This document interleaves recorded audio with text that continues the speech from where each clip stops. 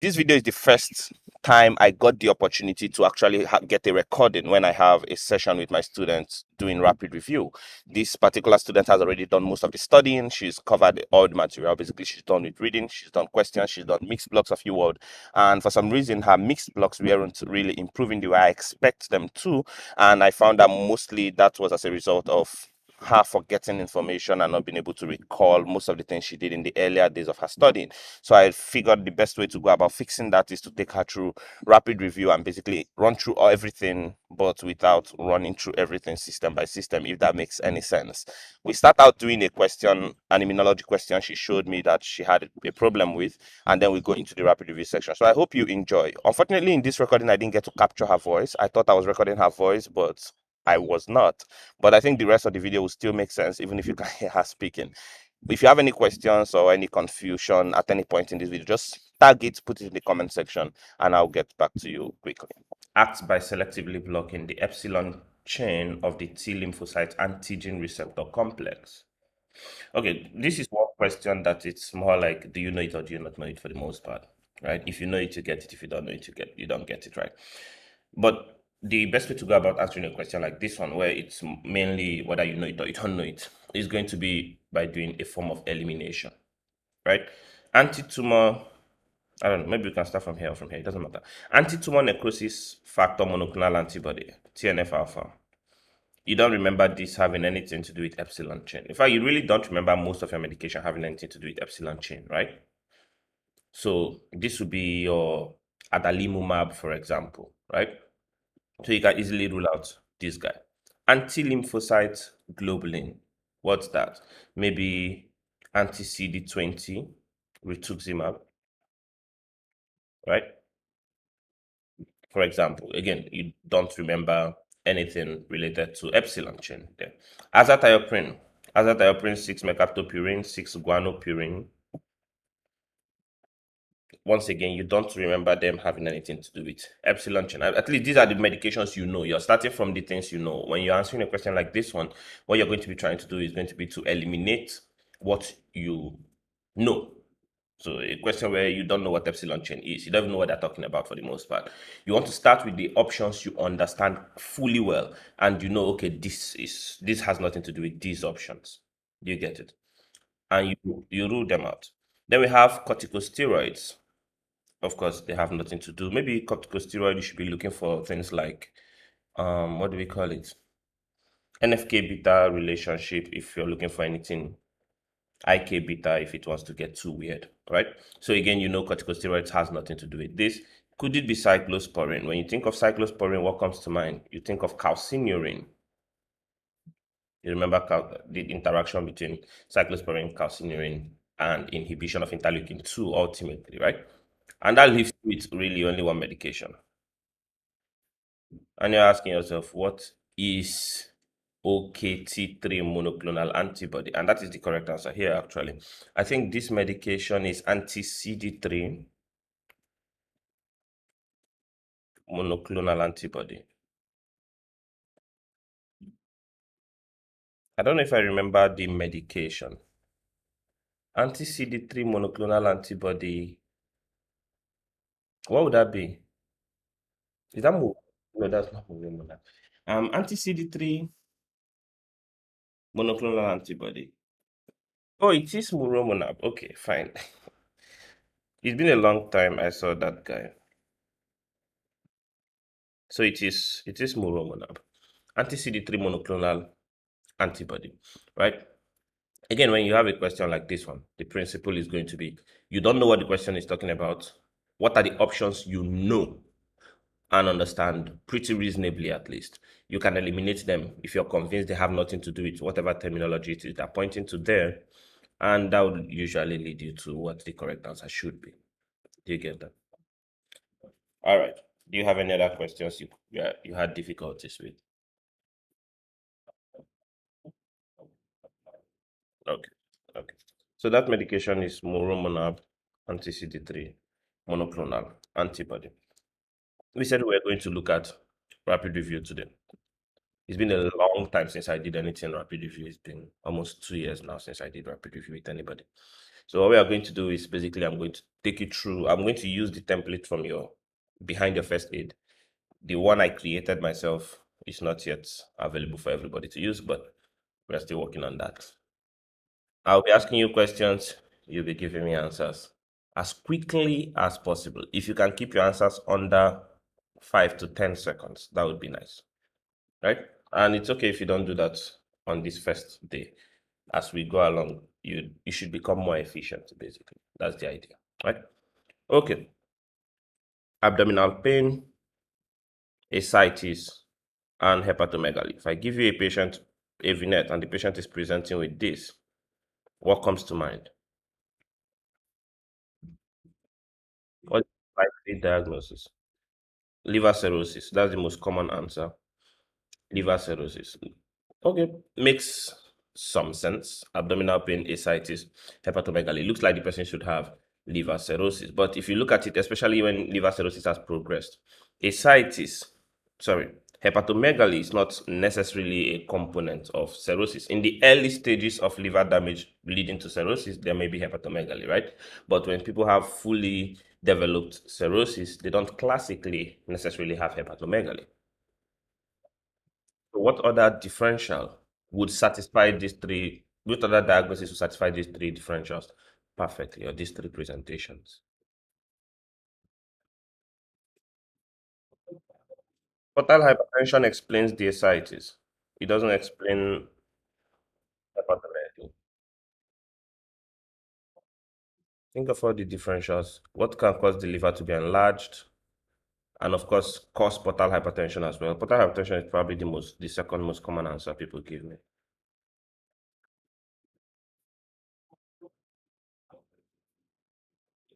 Go with what you think. Go with what you think. The goal is to think quickly and to trust what your brain is thinking.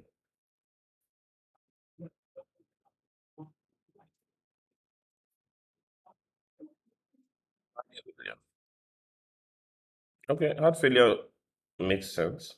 But heart failure would have additional symptoms, not just limited to this shortness of breath and so on. So, okay, the most accurate, these are all very good differentials. The most accurate, however, is going to be Budd-Chiari syndrome. What's the pathophysiology of Budd-Chiari syndrome?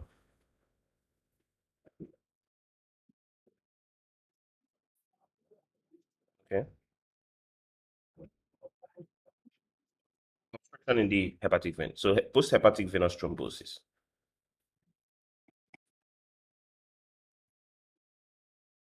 right? Post-hepatic venous thrombosis. That's going to be the pathophysiology of Budd-Chiari syndrome. What are the common causes of Budd-Chiari syndrome?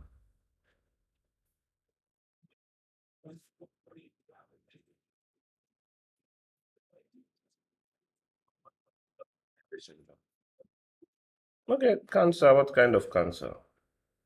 Generally, malignancies. Okay. Usually, when people have malignancy, they have a hypercoagulable state, right? Especially if they have adenocarcinomas.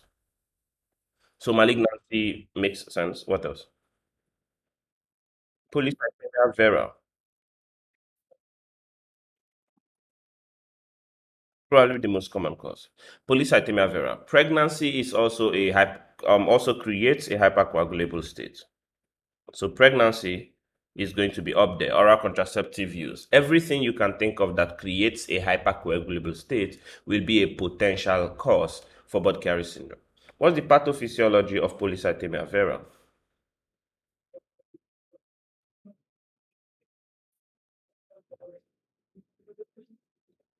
Okay, interesting. Increased erythropoietin. Why would you think polycythemia vera is increased erythropoietin? Oh. Okay, in polycythemia, there's erythrocytosis. There's increased erythrocyte count, right? But that's not the underlying cause. It's a JAK2 gene mutation,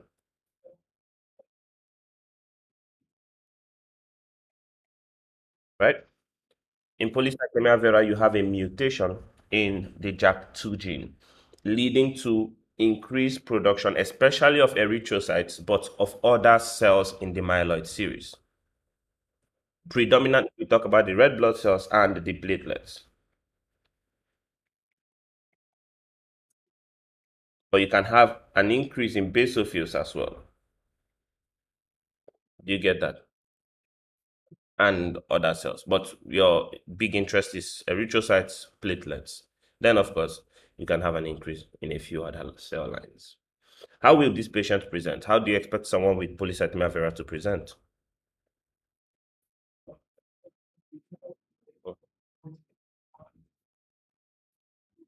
Okay, they may have itching, right? They have a lot of basophils, so a lot of histamine, right? Leading to itching. What else can they present with? If you have polycythemia, what are you going to have? Hypercoagulability or stasis. What's the word? Hyperviscosity syndrome. So the blood becomes too thick because there's so many red blood cells, so many platelets, so much solute in plasma, right? Blood becomes too thick. If blood is too thick, you increase the risk for thrombosis, which is what produces Budd-Chiari syndrome, for example. But you also decrease the flow. Blood does not flow easily, and end arteries are going to suffer the most. The blood vessels that supply the fingers, for example, those end arteries, they can get occluded easily. Does that make sense? And when you start decreasing blood flow to the fingers, what do patients develop? Raynaud phenomenon. So people with Budd-Chiari syndrome can have Raynaud phenomenon.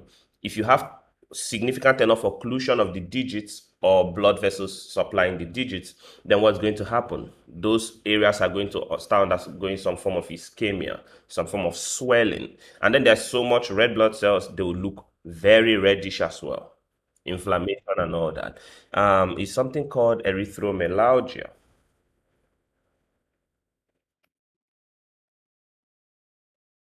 Right? They'll have pain, swelling, redness of all these digits. Does that make sense? These are symptoms that are unique, at least, to polycythemia vera. How are you going to treat a patient with polycythemia vera?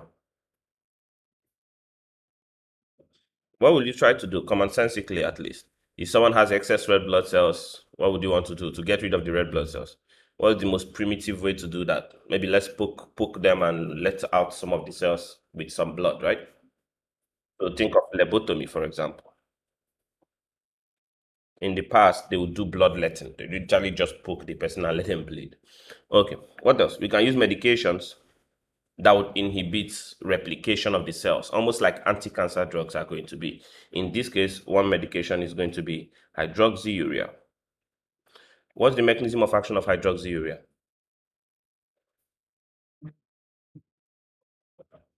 Do you remember the pathway at least where we saw hydroxyurea before?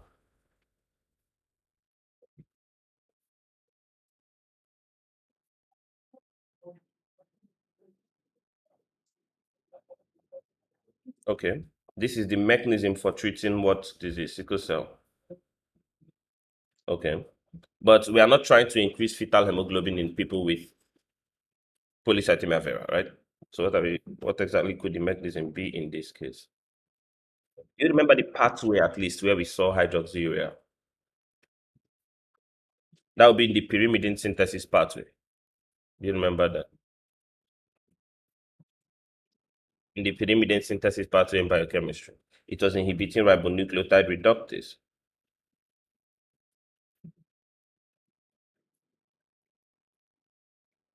right? It was inhibiting ribonucleotide reductase. The last medication here is going to be ruxolitinib. And ruxolitinib just aims to inhibit JAK1 and 2, inhibits the gene basically that causes polycythemia vera. Do you get that? All right. So it's an inhibitor of JAK1 and 2. All right. What if someone presents with abdominal pain, diarrhea, and leukocytosis following recent antibiotic use?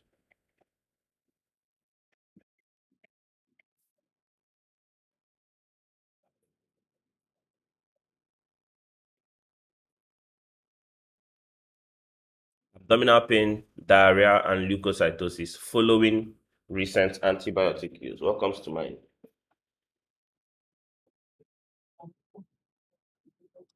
Perfect. Clostridium difficile infection, right? What the diagnosis be? What do we call the disease?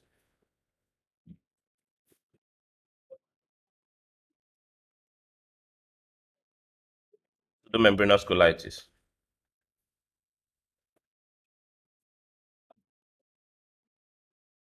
So usually after a person has been given antibiotics, oftentimes broad spectrum antibiotics, right?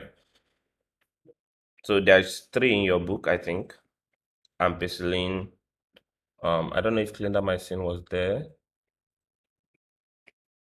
Clindamycin maybe, and proton pump inhibitors. Those three at least measure the FSA, but it doesn't matter. Once they tell you a patient has been on antibiotics and then they give you this myriad of symptoms, you have to remember that they will have pseudomembranous colitis. You would remember that Clostridium difficile had two toxins, toxin A and toxin B, right? Toxin A and toxin B.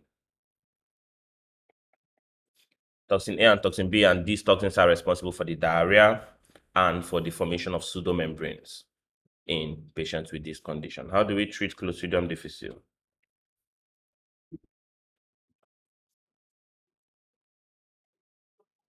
Well, metronidazole used to be the thing, but vancomycin I think is the better first line now, right? Vancomycin, fidaxomicin. What's the mechanism of action of vancomycin? We did antibiotics review long ago.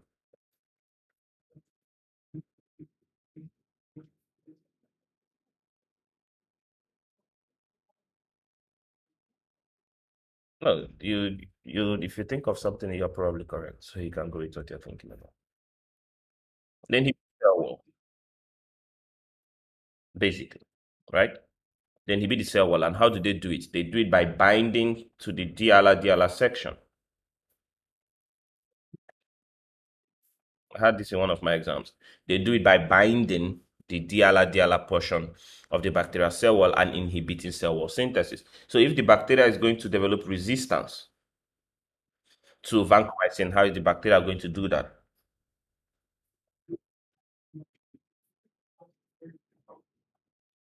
So what do they do specifically? They change their DLR to DLR what? DLAC, right? They change DLR to DLR DLAC, meaning that vancomycin has nowhere to bind now, right?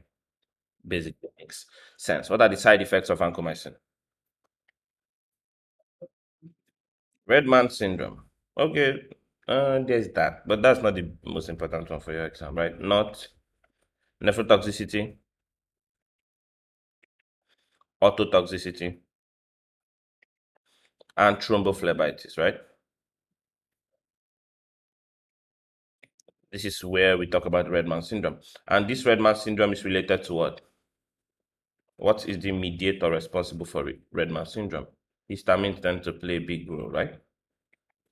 Meaning you can prevent red man syndrome by giving what? Antihistamines. What else can you do to reduce the thrombophlebitis from vancomycin or the toxicity of vancomycin? You do slow infusion. That has been a question before. You administer vancomycin via slow infusion. Administer slowly. Very good. There's another antibacterial medication that has similar side effect to vancomycin. What would that be?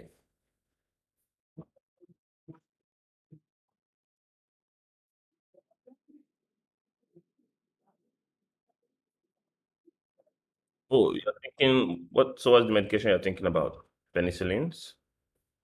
Well, penicillins also inhibits cell wall. So in terms of mechanism of action, yes, that makes sense, right? But I'm talking about the toxicity now. Okay, we at least can have a similar acronym for the toxicity of that medication as well. That would be aminoglycosides, right? Aminoglycosides. These guys are what? They're nephrotoxic, just like vancomycin. They're also autotoxic, but that they don't cause thrombophlebitis, they are teratogenic. In addition to being nephrotoxic, they have neuromuscular blocking effects.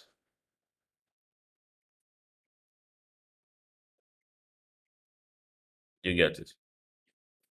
They have neuromuscular blockade effect. So you want to remember that about aminoglycoside. These are the medications that bind. What part of the ribosome do they bind? 30S, right? They bind 30S ribosomal subunit. And not just that, they cause misreading of mRNA, right? Very basic things like this you want to remember. Do you get that? Do you have any questions? Okay. I give you a patient with Achilles tendon xanthoma. Or the most likely diagnosis?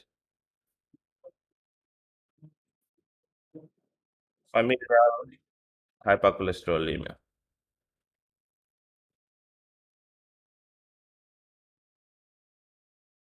Familial hypercholesterolemia. What's the pathophysiology of familial hypercholesterolemia?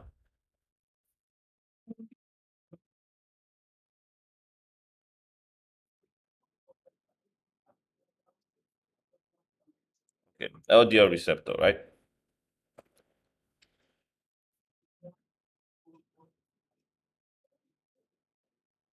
Are you sure about ApoE?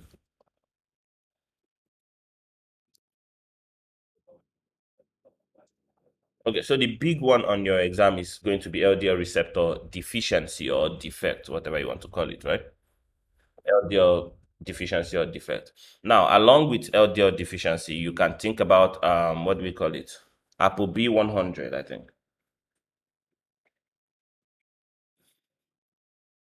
A deficiency or a defect with ApoB 100 is also going to cause familial hypercholesterolemia. Do you get it? ApoE deficiency, like since you mentioned ApoE, will result in this beta lipoproteinemia,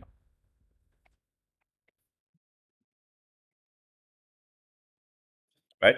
ApoE deficiency or defect is going to result in this beta lipoproteinemia. These are the people that are going to have increase in chylomicrons, increased VLDL. According to your first aid, you're going to see they have premature atherosclerosis, right? Premature atherosclerosis. What is unique to them? Palmer's and Thomas, right?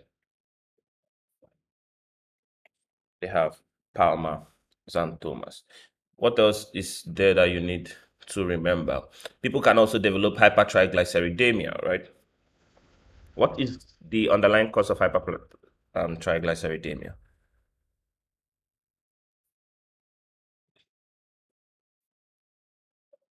Hypertriglyceridemia. What's the underlying defect? The same way ApoE defect with ApoE cause dyslipidemia, what would cause hypertriglyceridemia?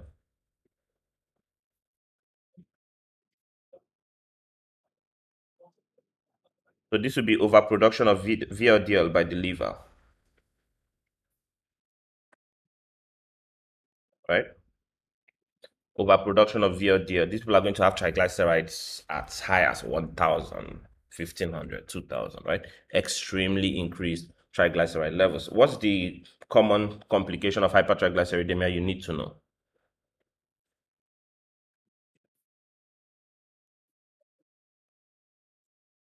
Pancreatitis, perfect. And of course, you want to remember all the pretty common causes of pancreatitis, right? What would they be? Alcohol, gallstones,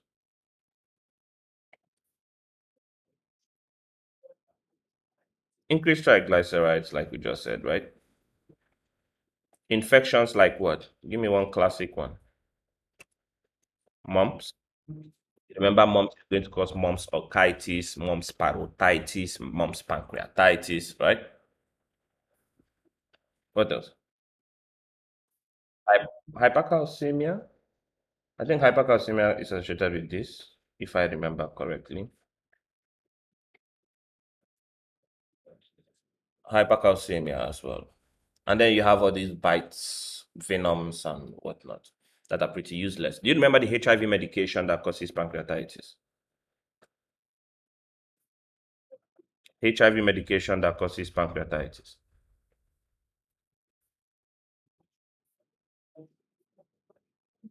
No, no. Protease inhibitors create a picture that looks like metabolic syndrome, right? Dystrophy and all of that. I think that would be didanosine. You can confirm that,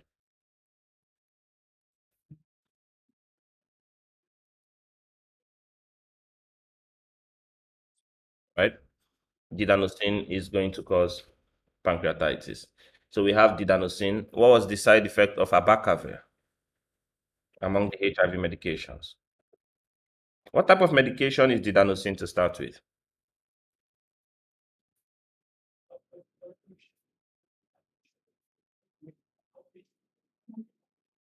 Is it the NRTIs or the NNRTIs?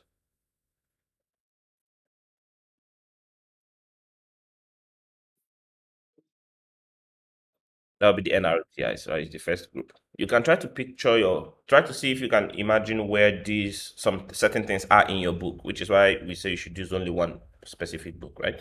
Try to see the position and the arrangement even in the first aid. So it's NROTIs, NNROTIs, I think either protease inhibitors and then um, so NRTIs, NNRTIs, protease inhibitors, before you get to Maraviroc and the other ones, right? So if you can remember them sort of the relative position in the book, maybe it will help you remember what's where each medication belongs. That's not easy for everybody to do though. Then we have abacavir. What was the side effect of abacavir? It caused hypersensitivity reaction, right? In people that had that HLA 5701, whatever mutation. Not a popular question at all. I've not even seen abacavir in a question tested like that. But it causes hypersensitivity reaction. What was the side effect specifically of zidovudine?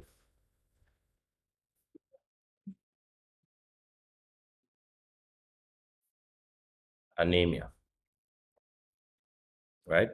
Zidovudine caused anemia. Do you get that? When they tell you a patient is on three or so HIV antiretroviral medications and they want to add one. So let's say he's taking two reverse transcriptase inhibitors, he's taking one protease inhibitors, and they want to add, say this medication is saquinavir. So he's technically taking three medications already, and they want to add a medication. The doctor wants to add one medication. What do you think that medication might be? Especially if the goal is to increase the efficacy of the therapy they're already giving this patient. What would that medication be and why?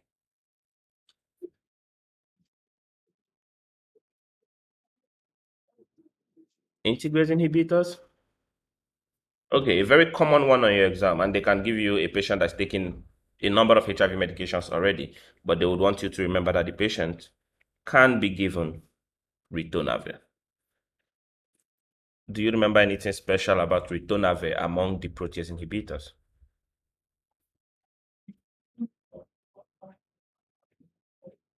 Exactly. Ritonavir inhibits cytochrome P450. And by inhibiting P450, what does it do? It decreases the metabolism of all these medications and increases their efficacy in the bloodstream, right?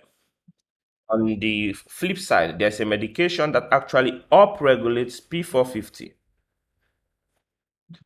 especially when HIV patients have developed TB. Okay, that's a giveaway. What's that medication? So you want to avoid it in HIV patients. It upregulates P450. It's used for TB. That's a giveaway already. And you want to avoid it in this HIV. So what? Isoniazid.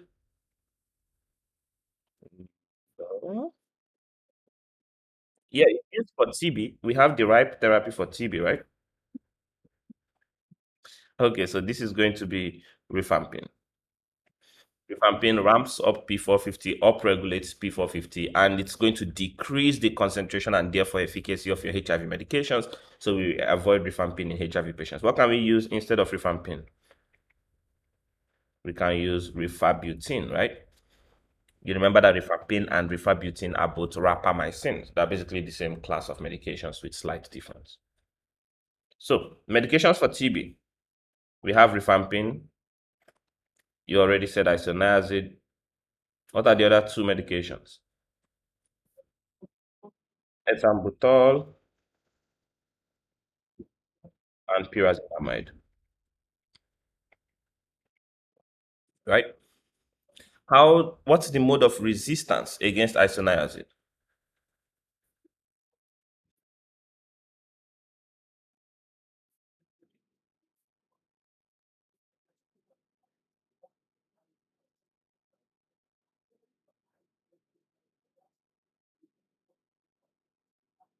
Okay. Isoniazid inhibits mycolic acids. There is. What about it? Good. So for isoniazid to be activated, you need bacterial cat G, right? So what's the mode of resistance? So it's a decrease in the expression of cat G. Pretty simple. That was good. Okay. A patient has adrenal hemorrhage, hypotension, and DIC. You remember the side effect of rifampin, right? Ethambutol. What organ does ethambutol affect? Side effect. Okay, okay. The eyes. Color dysregulation. Okay. A patient has adrenal hemorrhage, hypotension, and DIC.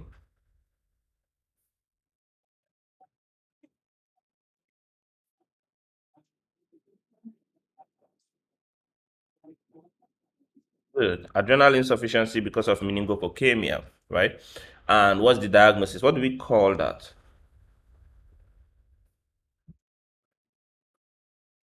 Waterhouse-Friderichsen syndrome,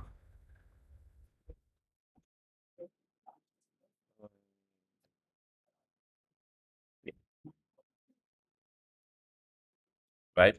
Waterhouse-Friderichsen syndrome because of meningococemia. So what happens there exactly? What's the pathophysiology? What is going on in these patients? How are they manifesting all these symptoms?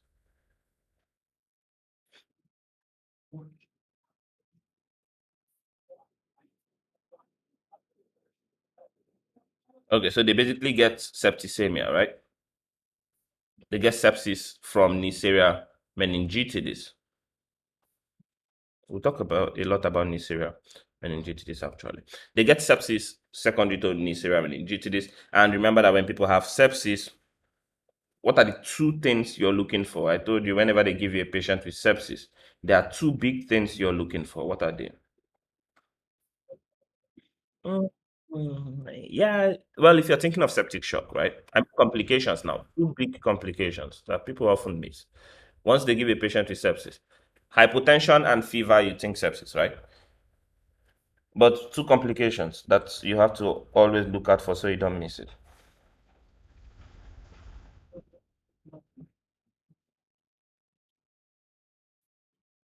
You look for DIC and you look for ARODS on your exam, right?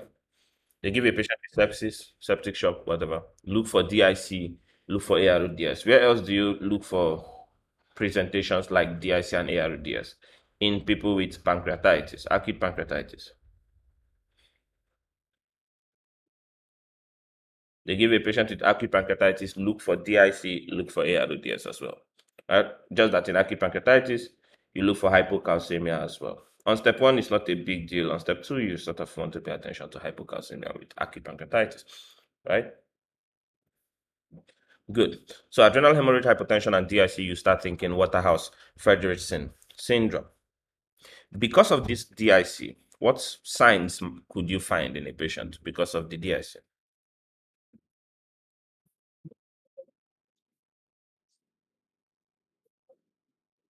Signs, symptoms, whatever. They have a rash.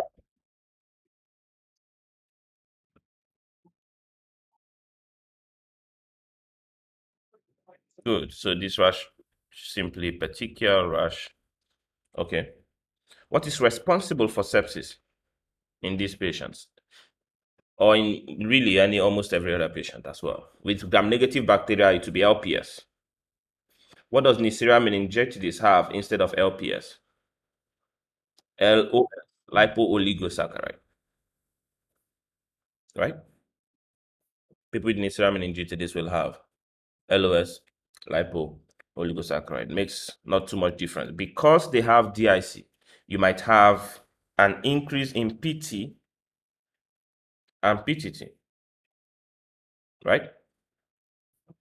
You're using up platelets, you're using up clotting factors, so your PTT goes up. You're using up your platelets, so your bleeding time goes up. Bleeding time is indicative of platelets count, right?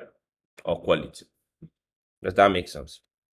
Then they have hypotension because of the activity of cytokines and all of those kind of things. Makes sense. What kind of patients are prone to Neisseria infections?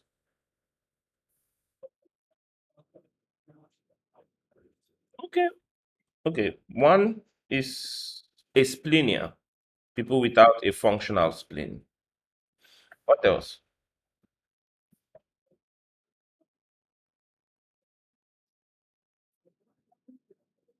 Which complement?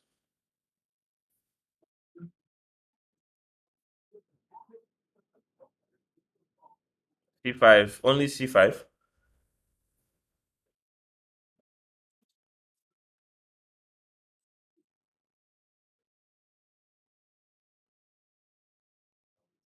Only C5? C5 deficiency? Mm. C5 to C9. Yeah, the last part of the complement system. C5 to C9, right? This is what we call the membrane attack complex. Remember that sometimes they won't tell you this. They'll tell you late complement deficiency, right? They'll tell you late complement deficiency. Do you get that? Okay, what did this remind me of? I thought of something while we were shouting C5, C5, C5. What is the monoclonal antibody against C5? Anti C5 monoclonal antibody. What's the monoclonal antibody against C5?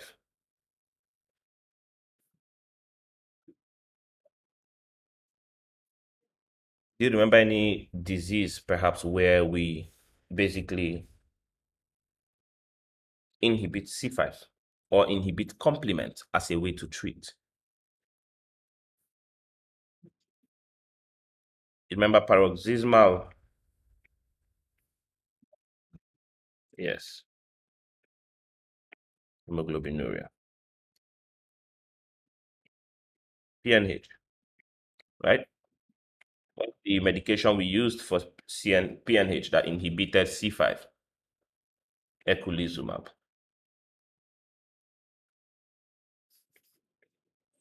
That was eculizumab, anti C5 complement antibody. You remember that? Okay. So that is that. Back to your Neisseria. How do we treat Neisseria meningitis?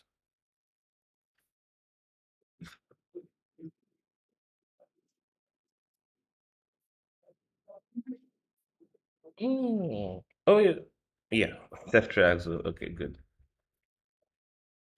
Ceftriaxone. What else? Penicillin. How about prophylaxis?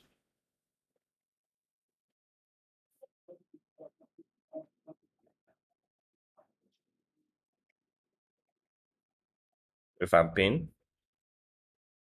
You remember we also use rifampin for prophylaxis against things like Haemophilus influenza, right?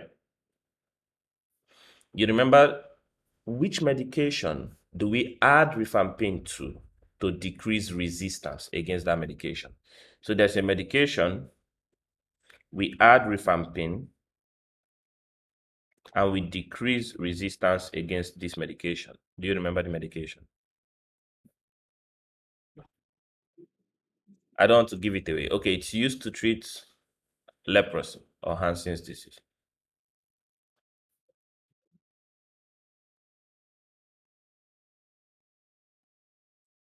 That medication will also cause it will also cause hemolysis in people with G6PD deficiency.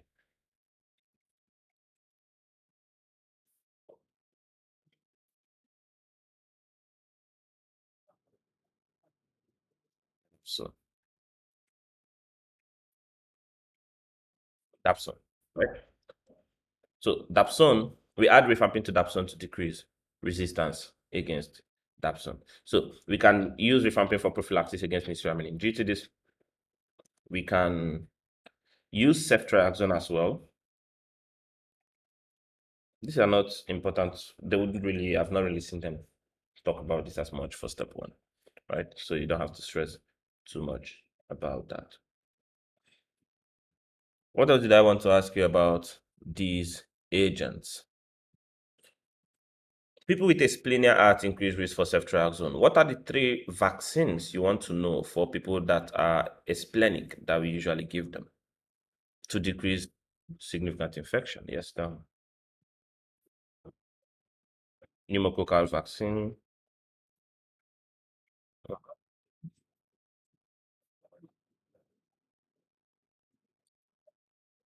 Pneumococcal, of course.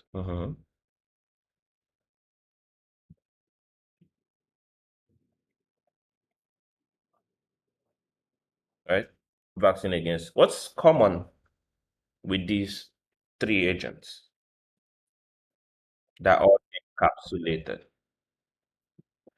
organisms? We need the spleen, especially in fighting infection against or fighting against infections from encapsulated organisms. So that makes sense. Pretty simple, right? And the virulence factor for Neisseria meningitis is going to be its capsule, right? And we can make a vaccine against its capsule. Compare that to Neisseria gonorrhea. What's the virulent factor for Neisseria gonorrhea? It's causing UTI. What do people that cause UTI need? If you're going to pili, good, not cilia necessarily. Pili. And the pili for Neisseria gonorrhea is always changing, right? So you can't really, it's difficult to make a vaccine against that agent. Because if you're going to go into the urinary tract, you have to hold on to the walls of the urinary tract. We said that. And you need something that can attach. So they use their pili. But people that want to go into the CNS tend to use what? A capsule. Does that make sense? All right. They give you someone with anaphylaxis following blood transfusion.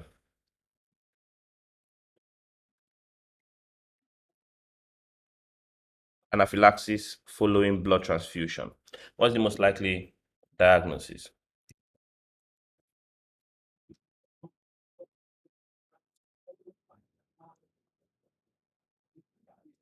Immunoglobulin. Okay, IgA deficiency. IgA deficiency. How do people with IgA deficiency generally present?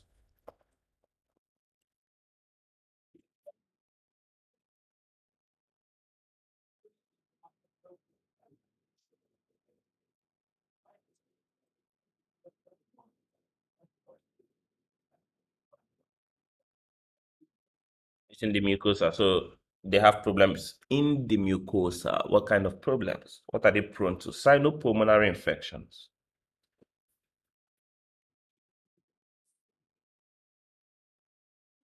Because you don't have IgA in the respiratory tract to protect against respiratory infections. Then in the GI, what infection do they get in the GI specifically?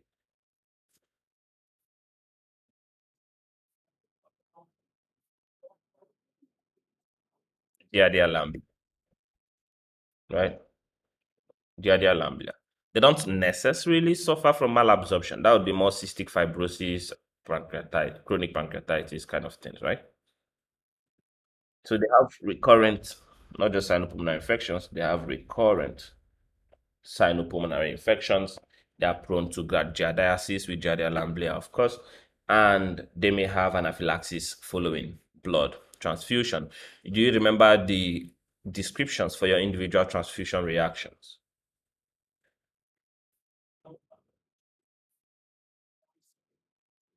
So you remember the different transfusion reactions we had: allergic or what? Those would be rejections, right? Hyperacute rejection, acute rejection, chronic rejection, graft versus host disease, right? When we talk about transfusion reactions, you start with anaphylactic or allergic. What's the second one? So anaphylactic reaction is pretty straightforward. They are going to have signs that look like people with anaphylaxis or allergies, right? So they will have wheezing, urticaria, hives, hypotension, all of those kind of things. They will go into anaphylactic shock a few minutes usually after receiving blood transfusion. You get it. It could just be a straight up type 1 hypersensitivity reaction, or it could just be a patient with IgA deficiency. Does that make sense? Then we have acute hemolytic reactions.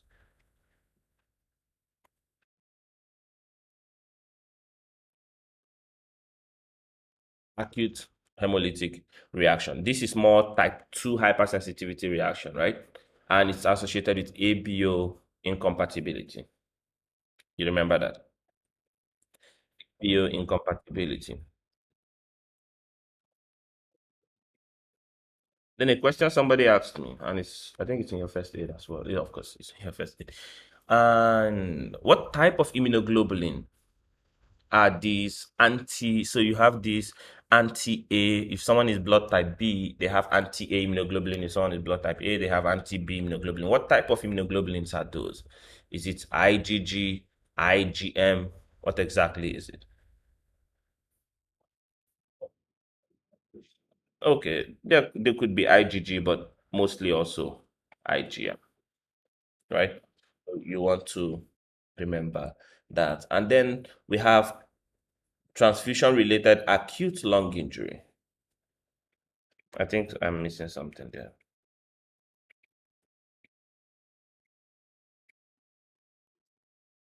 What happens in transfusion related acute lung injury? You should go and review this section as well first. I just quickly run through it, right? The presentations are not too different between anaphylactic and acute. Well, it's pretty different, I guess. But with acute hemolytic reaction, they're going to have the same. They're going to have fever. They're going to have decreased blood pressure. Anaphylactic transfusion reaction, they don't have a fever. With acute hemolytic reaction, they have fever. They have hypotension. They have hemolysis, so they'll have hemoglobinuria, like because of breakdown of red blood cells, right?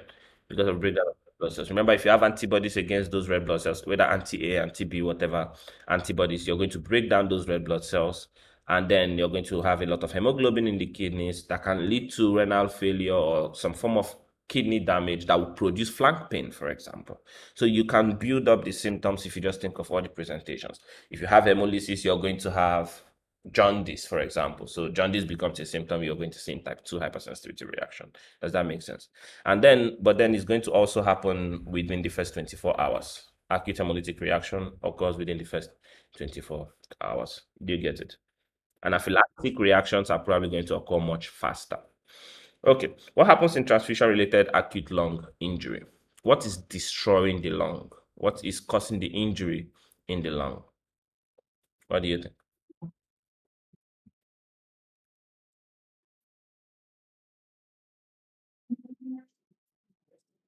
Neutrophil sequestration.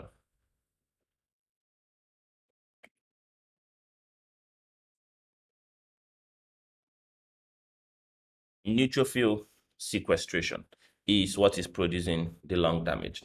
A lot of neutrophils coming into the blood vessels around the lungs, right, is what produces this damage. Those neutrophils are going to get activated and basically release substances that would destroy lung tissue. Do you get that? It's different from febrile non-hemolytic transfusion reaction, where when they store the blood, I think we should put that febrile non-transfusion hemolytic reaction. This is not any money, please. It's not a short form. I'm just writing quickly. Febrile non-transfusion hemolytic reaction, where they collect the blood from whoever they collect it from and do whatever they do to it, and then they store the blood, right? This blood is, especially when it's whole blood, it contains white blood cells and all of that. Those white blood cells can break down during the storage period and release a lot of cytokines. Does that make sense? So when you administer or give this blood to a patient, it's basically like you're giving them a cytokine overload. These are preformed cytokines. They are formed during the storage of the blood products. Does that make sense? And how do you prevent this? Try to get rid of some of those cytokines or get rid of some of those white blood cells by doing leukoreduction. Again, you should look at this briefly and review these concepts. Do you get it? And then we have delayed hemolytic reaction. Delayed transfusion hemolytic reaction, is that how they write it? I guess.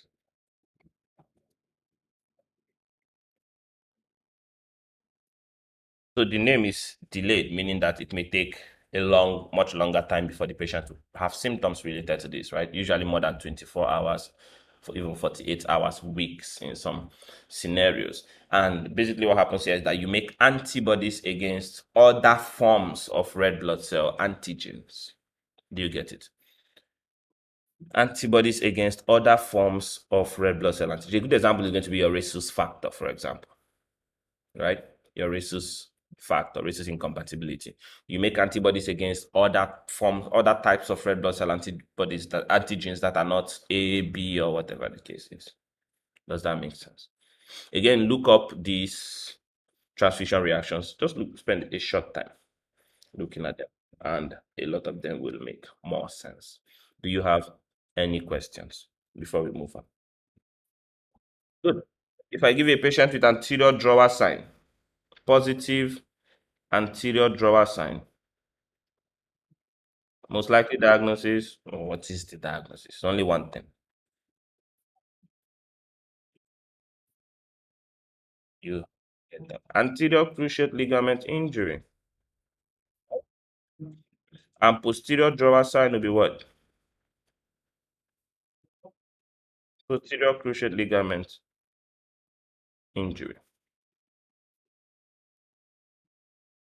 If I told you that after a child was born, they were examining the child, and while they moved the hip, they heard a clunk. While the nurse did something with the hip, a test or whatever, they heard a clunk. What would the diagnosis be?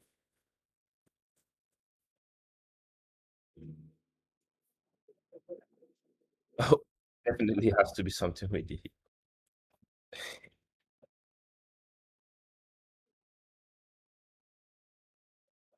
Okay, so this was developmental dysplasia of the hip. Developmental dysplasia of the hip. What causes developmental dysplasia of the hip? Or one risk factor at least. Breech presentation. Breech presentation during delivery. What are the tests? Two, Otolani and Ballows maneuvers. Otolani and Ballows maneuvers. Generally, you just put these children in a harness and stuff like that. Not nothing interesting. You get it. All right. A patient with arachnodactyly.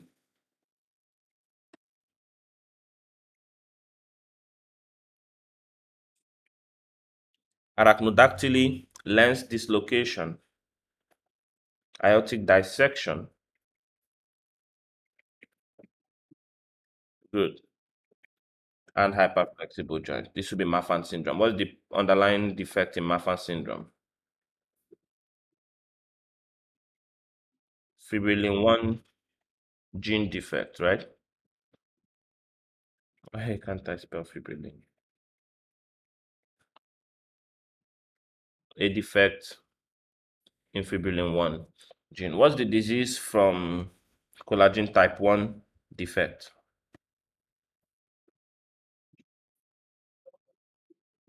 Osteogenesis imperfecta. How do they present?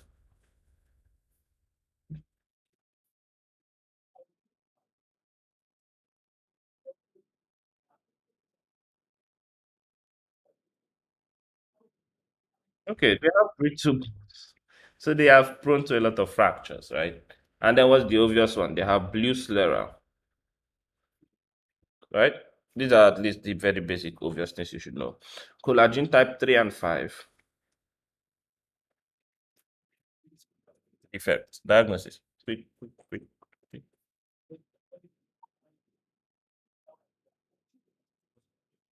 Ehlers-Danlos syndrome. That's a yes, yeah, that's fine. So that would be Ehlers-Danlos syndrome, right? These people are hyperflexible, and again, they have weaknesses, right, in a lot of structures. These are the people that may have rupture of their uteruses in pregnancy, for example, right?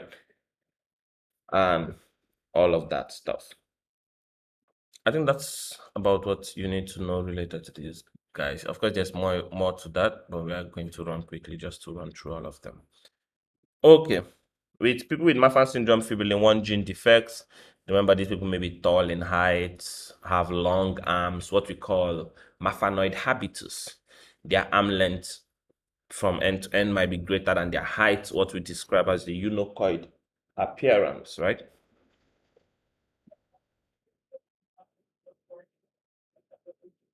Okay.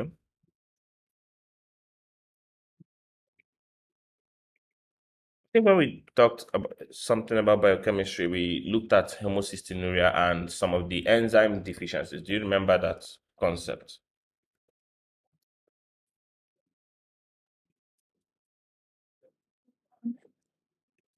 Deficiency? B12. Okay, B12 deficiency. What was the pathway? I think that's where we should start from. What was the pathway? Mhm. So we started with methionine on one end, right? Do you remember that? And we had cysteine on the other end. And homocysteine was the central factor. And then cystathione. I don't know how to spell. I hope that's the correct thing. Okay. And homocysteine somehow made methionine and made cystathione, and cystathione made cysteine. You remember that? I told you at least you should remember this basic structure. B12 was important in converting homocysteine to methionine. And it's very simple. If it's methionine, the enzyme is methionine synthase. What vitamin was responsible or played a role in converting homocysteine to cystathione? B6, right? And what's the enzyme? We are making cystathione, so it will be cystathione synthase. Some of the pathways are pretty simple to remember. I think serine also plays a role here. I don't know. Um, you have to confirm that. Okay, so this was essentially what the pathway looked like. And folate came much later. B12 and folate sort of have a relationship around here, right? But it's not quite the same. Folate gave rise to,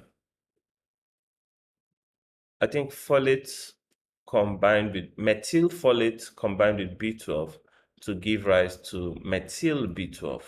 You transfer the methyl group from the folate to the B12 and you make methyl B12, but not like it's that important to remember. So if we have homocystinuria, it means there's excess homocysteine. It could be for one of two reasons at least. Either because you're making all this homocysteine and you can't convert it to cystathione, or you can't convert it to methionine. Does that make sense? A very common one is going to be as a result of the deficiency in these enzymes. Cystathionine synthase deficiency, for example, will result in homocystinuria. Methionine synthase deficiency, technically, or B12 deficiency, will also increase the amount of homocysteine in the body. Does that make sense? Deficiency in this B9, in that methylfolate, I think it's MTHFR, methyl tetrahydrofolate reductase. That was the enzyme. But again, that enzyme is not important at all. But that's a thing. Just know that that's a thing.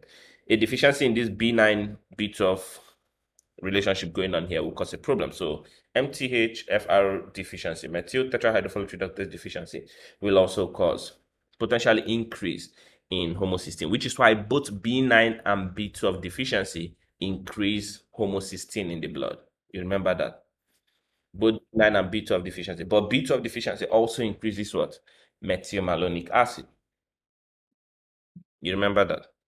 That was the additional thing. And then methylmalonic acid seeped into the spinal cord and caused what? Subacute combined degeneration of the spinal cord. Do you remember the other vitamin deficiency that also caused subacute combined degeneration of the spinal cord?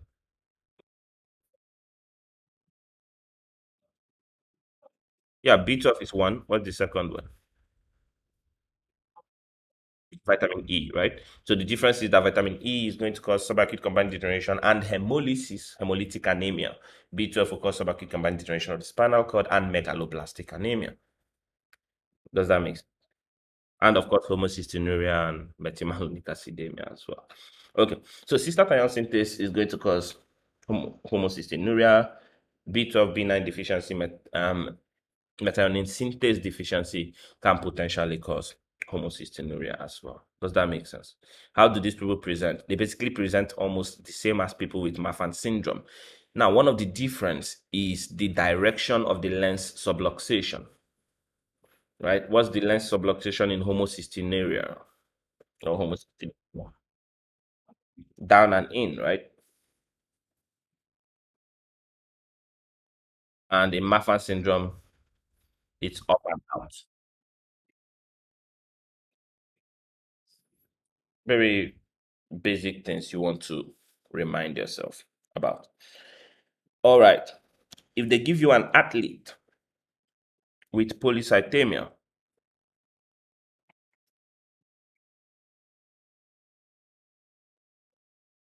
what do you suspect?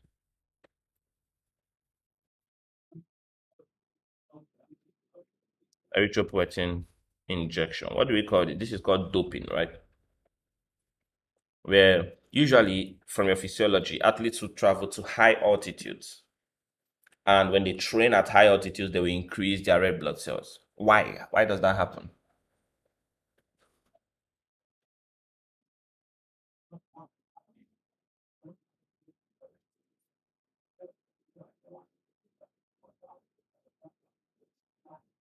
Okay, at high altitude, there's decreased oxygen tension. Okay. And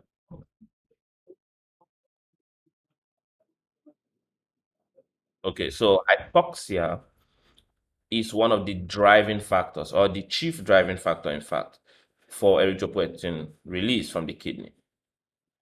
And this will lead to increased red blood cell count, erythrocytosis.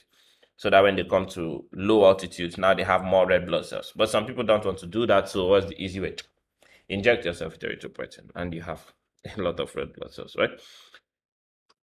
Okay. Speaking of erythropoietin, erythropoietin is the, I don't know, we'll call it cytokine that would increase red blood cell production. What if someone had neutropenia? Someone had neutropenia and we want to increase their neutrophil count. Maybe someone on chemotherapy or whatever, for whatever reason they have neutropenia. What can we give them?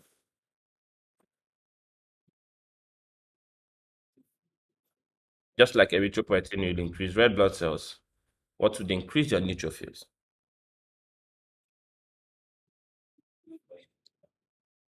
Granulocyte colony stimulating factor. What was that medication? Filgrastim, right? You remember that? The other one is going to be granulocyte monocyte colony stimulating factor. And what would that be? Sagramostim.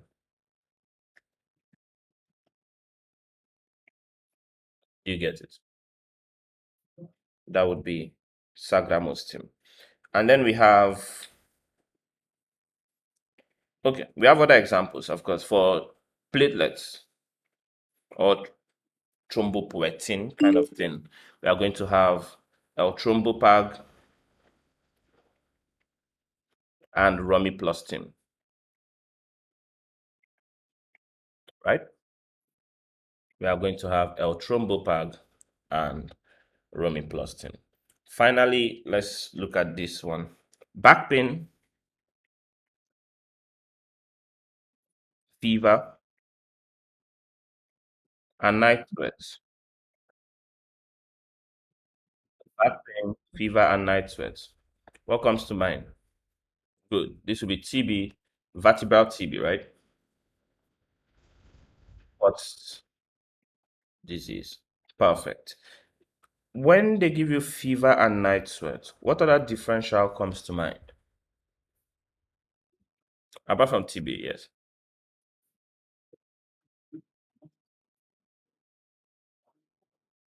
Let's say I weight loss to this.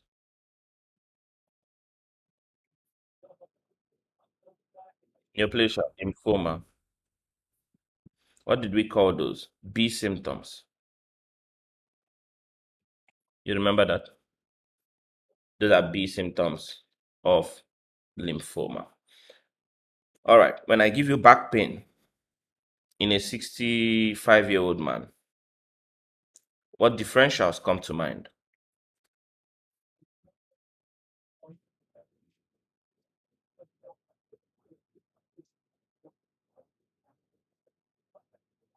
Okay.